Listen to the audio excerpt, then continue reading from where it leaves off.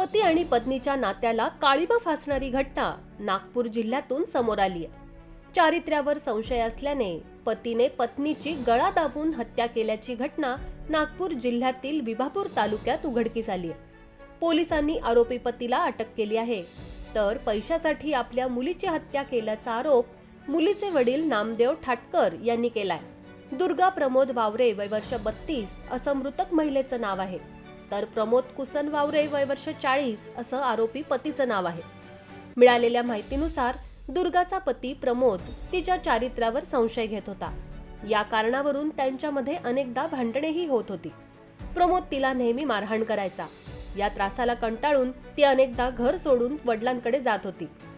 4 मार्च रोजी यांच्यात वाद होऊन प्रमोदने दुर्गाला तिच्या वडिलांकडे वडील नामदेव ठाटकर यांच्या घरी भंडारा येथे घरी नेऊन सोडलं होतं। तेव्हापासून ती वडिलांच्या घरी होती। त्यानंतर मंगळवारी 13 मार्चला दुर्गा आपल्या सासरी विभापूरला परत आली।